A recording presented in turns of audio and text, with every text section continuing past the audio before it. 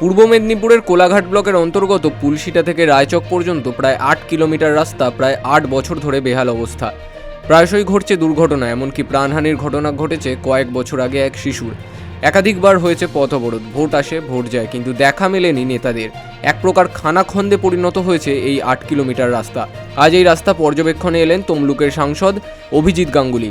এদিন প্রথমে কোলাঘাট ব্লকের যোগীবের গ্রামে গ্রামবাসীদের সঙ্গে কথা বলেন, পরে কুলিয়া মানুয়া গ্রামে গ্রামবাসীদের সঙ্গে কথা বলেন এবং গ্রামবাসীদের ক্ষোভের মুখে পড়েন। গ্রামবাসীরা দাবি করেন অবিলম্বে এই রাস্তার কাজের। তবে সাংসদ অভিজিৎ গাঙ্গুলি জানান, এই রাস্তা পূর্ব মেদিনীপুর জেলা পরিষদের অধীনস্থ।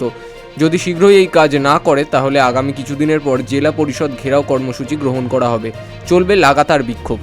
দেখুন, অবরোধ করলে যারা তবু এই রাস্তাটা ব্যবহার করেন তাদের অসুবিধে হয়, সুতরাং অবরোধের পথে আমরা যাচ্ছি না। আমরা যেটা অবরোধ করব, যদি এই রাস্তা অল্প কিছুদিনের মধ্যে আমরা যদি দেখতে পাই যে কোনো ব্যবস্থা করা হচ্ছে, টেন্ডার ডাকা হলো সারানোর জন্য, এবং সেটা খুব দ্রুত করতে হবে, কারণ এটা প্রায় 7-8 বছর ধরে এই অবস্থা হয়ে আছে।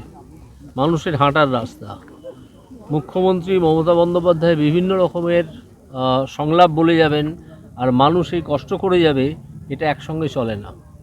আমি এখানকার জেলা পরিষদের সভাধিপতি দিনের মধ্যে না হয় তাহলে আমরা এখানকার মানুষজনকে নিয়ে, সকলকে নিয়ে আমরা জেলা পরিষদ অবরোধ করব।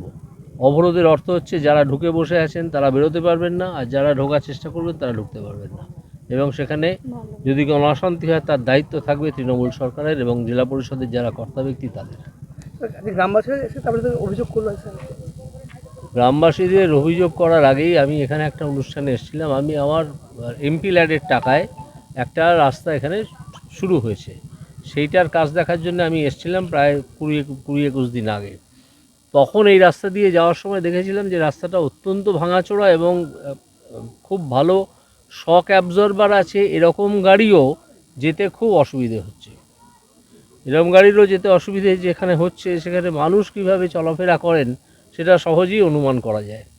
তো আমরা বিভিন্ন সংলাপ তো শুনি মুখ্যমন্ত্রীর এবং এখানকার যারা স্থানীয় নেতা আছেন তৃণমূলের, তারা এই রাস্তাটা দেখতে পাচ্ছেন না কেন? তারা কি অপেক্ষা করছেন ঠিক ভোট ঘোষণা হবে তারপরে এই রাস্তা শুরু করবেন? এই রাস্তা খুব তাড়াতাড়ি শুরু করতে হবে, না হলে আপনারা প্রস্তুত হন, আমরা কিন্তু অত্যন্ত উগ্র আন্দোলনের দিকে যাব। পাশাপাশি এলাকার কুলিয়া গ্রামেতে এই রাস্তা খারাপের জন্য পড়েছে ভোট বয়কটের ডাকের ব্যানার। তবে কবে হবে রাস্তা সংস্কারের কাজ, এ বিষয়ে রীতিমতো ধন্দে গ্রামবাসীরা। পূর্ব মেদিনীপুর থেকে Prasun Banerjee report, big news Bangla.